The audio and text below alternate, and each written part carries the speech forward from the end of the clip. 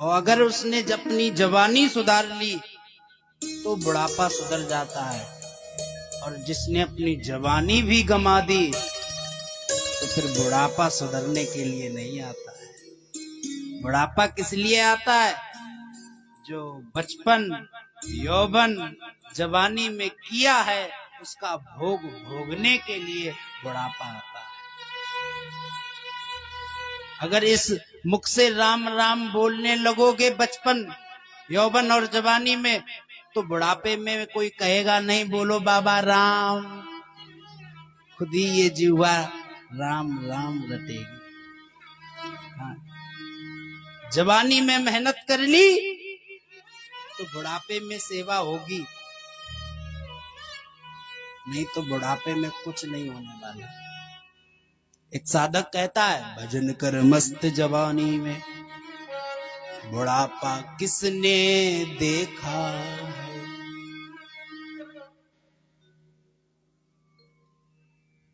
एक सेठ जी थे,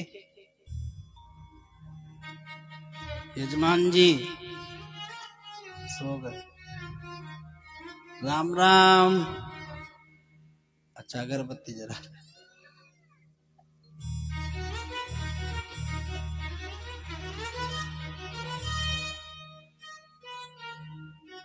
एक सेठ जी थे, सेठ जी बाद में बने, पहले वो निर्धन थे, गरीब थे, दरिद्र थे।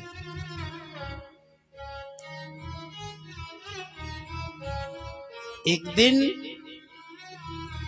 सेठ जी ने विचार किया कि कैसे गरीब रह के हम जीवन अपना काटेंगे। अरे संसार में जिसके पास धन है, उसका सम्मान है, उसका यश है, उसकी जिंदगी सुख साधनों से भरपूर है, और जो निर्धन है वो अपना पेट भर ले इतना ही काफी है।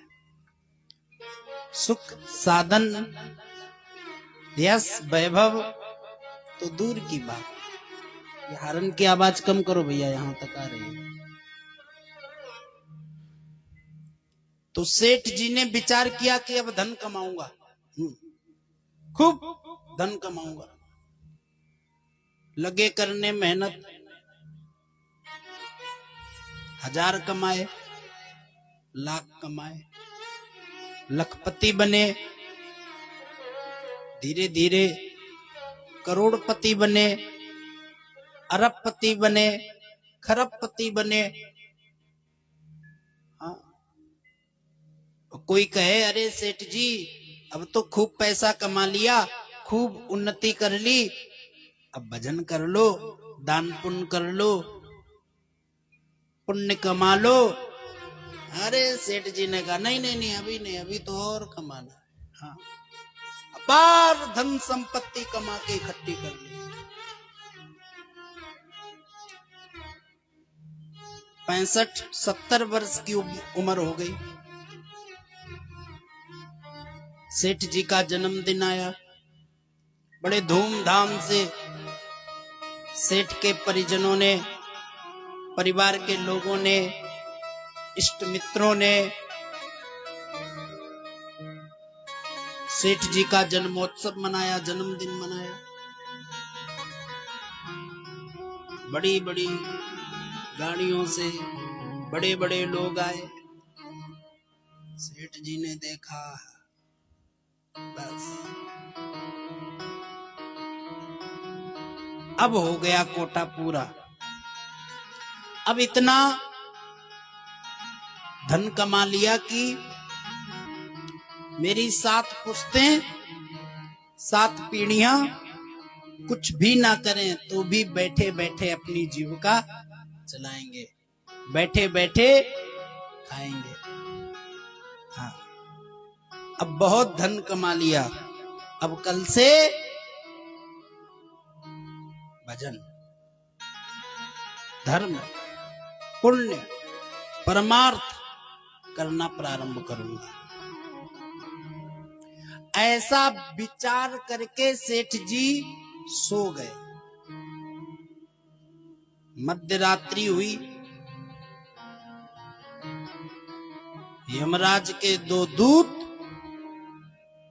यमदूत आ गए। सेठ जी सो रहे थे डल्लब के गद्दों पे। यमदूतों ने खींची चादर, सेठ जी ने देखा काले काले विशाल नेत्रों वाले, विशाल वक्षस्थल, भयाभय जिनका चेहरा। सेठ जी उठ के बैठ गए। अरे तुम्हें किसने अंदर आने दिया? यमदूतों ने कहा परमिट है, कहीं भी, कभी भी, किसी भी समय पहुंच सकता हूं। ये देखो, चलो तुम्हें लेने आए हैं। मुझे लेने आए हो? कौन हो? यमदूतों ने कहा यमदूत। यमदूत? हाँ, टिकट कट गई, चलो। तुम्हारे कोटे की जितनी श्वासें थी तुमने ले ली, तुम्हारे पास जितना भी समय था, जितना भी जीवन था तुमने जी लिया, अब चलो। अरे अभी कहां चलना है? सेठ जी बोले हमें कहीं नहीं जाना है, अभी तो हमें भजन करना है, दान करना है, पुण्य करना है, तीर्थ यात्रा करनी है, अभी नहीं जाना है। यमदूतों ने कहा सुनो,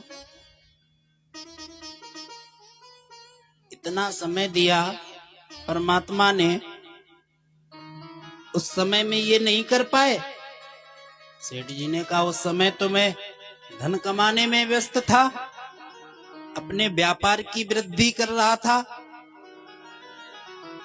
तो यमदूतों ने कहा महाराज, सेठ जी अलग से समय नहीं मिलता है, जितना समय था उतने समय में जो किया उसका हिसाब किताब दो चल के, चलो हो गया टाइम पूरा।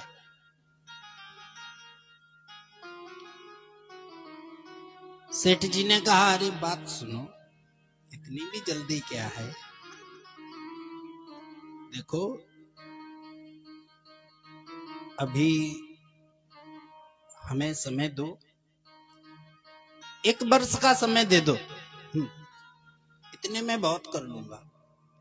1 वर्ष का समय दे दो और 5 करोड़, हाँ 5 करोड़ ले लो, बात डन करो। यमदूतों ने कहा सुनो सेठ जी, ये 5 करोड़ रखो अपनी तिजोरी में, क्योंकि ये यही काम आते हैं, हमारे लोक में ये कागज के टुकड़े काम नहीं आते हैं। अरे पूरा जीवन लगा दिया इन पैसों को कमाने में मैंने, तुम कहते हो कागज के टुकड़े? अच्छा चलो कोई बात नहीं, 50 करोड़ ले लो और 1 महीने का समय दे दो। यमदूतों ने कहा नहीं, चलो। सेठ जी बोले अरे रुको रुको रुको, मेरी जितनी भी संपत्ति है वो पूरी संपत्ति ले लो, बस 1 सप्ताह का दिन दे, समय दे दो। सेठ जी ने कहा कि तुम जितनी संपत्ति दे रहे हो इतनी संपत्ति और दे दो, मैं 1 दिन का भी समय नहीं दूंगा। टिकट कट गई है और चलना तो पड़ेगा ही पड़ेगा।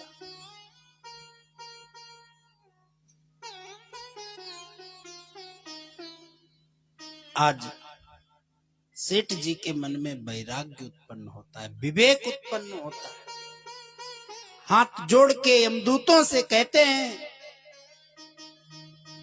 कुछ क्षण का समय दे दो, मुझे कुछ लिखना है, आने वाली पीढ़ियों के लिए, अपने पुत्रों के लिए, क्योंकि अब पुत्रों के भी पास नहीं जा सकते, यमदूतों ने कहा हाँ ठीक है लिखो। सेठ जी ने कागज कलम उठाई और लिखा, जिस धन को कमाने के लिए मैंने अपना पूरा जीवन निकाल दिया, जिस धन के कारण हमने पूरा अपना जीवन व्यर्थ कर दिया, वो धन मुझे मेरे जीवन का एक दिन नहीं दे पाया। मैं उस धन से अपने जीवन का एक दिन नहीं खरीद पाया।